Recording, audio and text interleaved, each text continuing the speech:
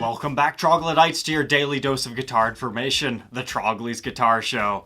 Well, it's that time of year again. 2019, it's going to be over here in a couple of days. So, like last year, I'm going to do a recap of my top 10 favorite episodes from 2019. Out of the 297 uploads I did this year, I went through all of them and picked out my favorites, which I came out to about 30 of them. And from that 30, I narrowed it down to my top 10. Number 10, uploaded on January 15th, was the Epiphone Brendan Small Snow Falcon. I've had the Epiphone Snow Falcon and the Gibson Snow Falcon, but this Epiphone blew my mind at just how good it was. But what made this episode most memorable to me was the intro I did of it. I covered a song called Sky Hunter. That has been used in my demos throughout the year as just one of my main go-to riffs. What made this particular guitar extremely awesome is it came stock with Gibson USA pickups and a kill pot. You would tap the pot for a slight stutter kill switch effect. Despite being a little bit apprehensive of the darker border on the Epiphone version, it looked pretty good in person, not as bad as it did in stock photos. I really hope Gibson comes out with the Snow Horse this year. Number 9 was the Halloween special this year that was oddly uploaded on November 1st. So this was a 1971-1972 Gibson SG that somebody chopped the horns off of it. But I made this really cool story behind it. Some people thought it was cheesy. Yeah, I'll agree with you, but I had a bunch of fun doing this with my old high school friends. But despite this thing having a really interesting backstory, somebody chopping the horns off, carving a cross into it, it still had the majority of its original parts and surprisingly played well. This is definitely one I will never forget. Number 8, from mid-July. This one's not actually a guitar. The Fender Batocaster makes it to my top 10 list.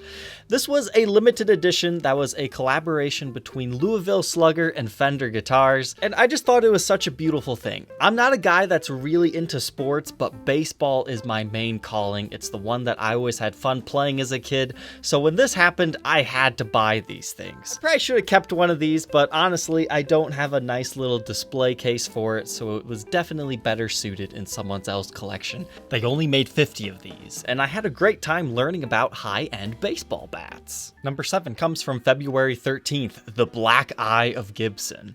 So this is one of the weirder body shapes that I reviewed this year, so I knew it had to be in the top 10 list somewhere, so here was a good location.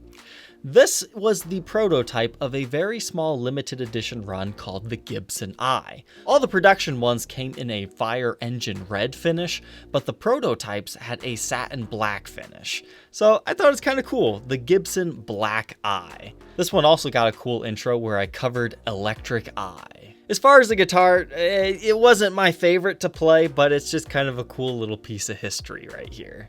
Number 6, from July 10th, was something that came from the Trade Tuesday Season 2 series.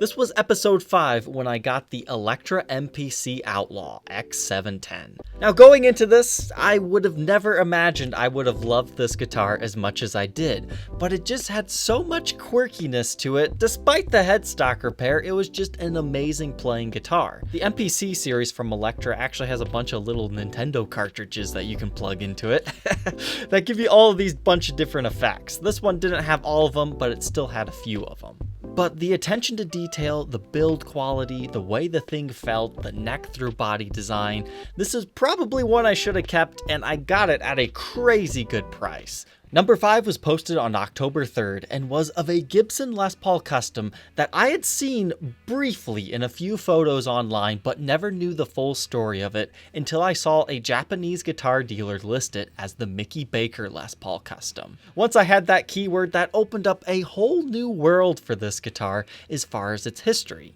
It's a black Les Paul Custom with 3 humbuckers on it, but you have 3 knobs diagonally on the front and 1 at the top. That top knob is the master tone, and that's why this one's also called the Master Tone Les Paul Custom. The other ones are volume controls for each individual pickup, so it's kind of like a blend knob for all the pickups. There were so many tonal opportunities on this guitar, and they are really, really rare to find. So that is definitely one of the best ones that I documented this year. Number 4 was posted very early in the year, January 6th. I finally got my holy grail guitar that I had been looking for so long. This is the Blue Sparkle Top Deluxe, one of the rarest colors that you can find on an early 70s Les Paul Deluxe, next to Rocket Red Sparkle and a Gold Sparkle finish. This is just such a beautiful guitar. It's one of the few deluxe guitars that I documented this year, and despite it not being the best player, the best part about this story is it was sold to Mike Ness of Social Distortion, where they refretted it, put his signature pickups in it, and it is out on the road yet today. It made it back onto the stage. Number 3, uploaded on August 11th, was the guitar that left me speechless, but at the same time I also made a 22-minute video about it. This is the Kazuyoshi Saito Les Paul, and this thing is just fantastic. It's a 1P90 guitar that was a mashup of a bunch of different models from Gibson. You got the access heel joint, you got a special looking fretboard, it's kind of like a 54 Les Paul, but at the same time it's a junior with the wraparound tailpiece and single P90 as well as the control layout.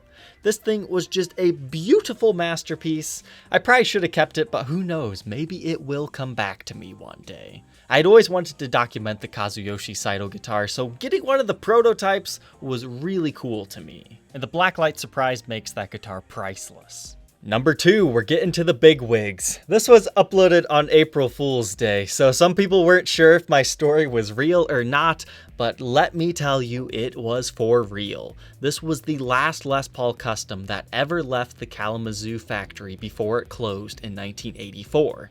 This one was a little bit special because it was a 3-pickup Black Beauty. It had a deep dish carve and a very special serial number.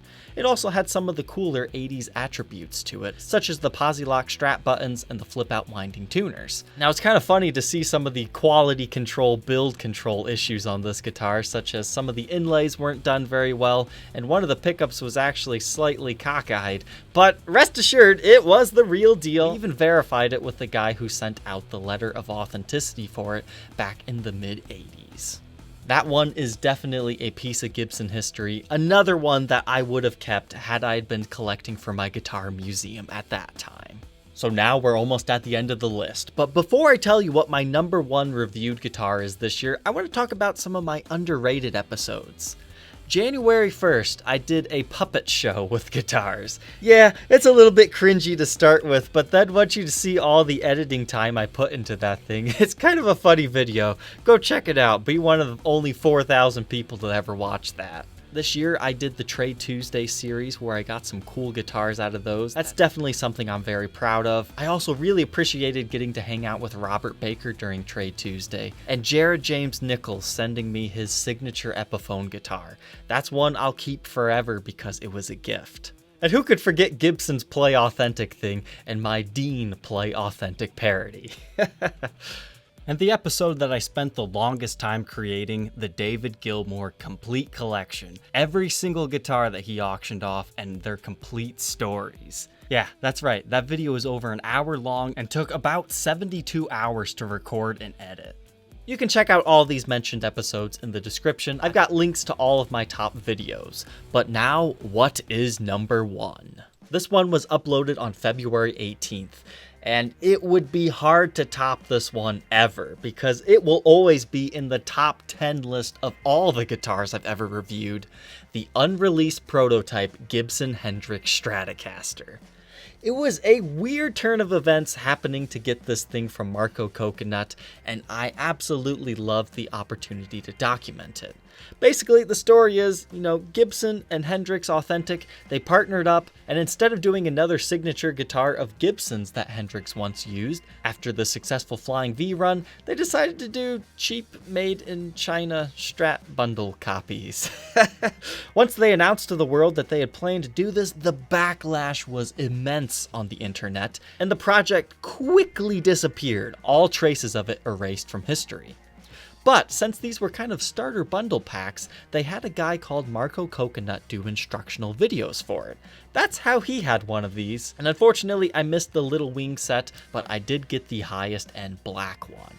Now the guitar itself, really wasn't that bad. This is another one I definitely would have added to my museum collection. I'm only hoping that one day I can find the true Gibson signature set neck version of one of these that is only rumored to have existed, completed.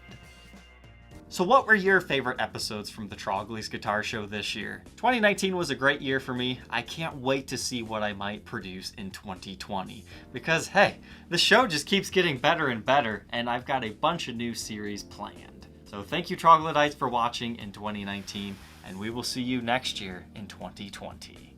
Take care.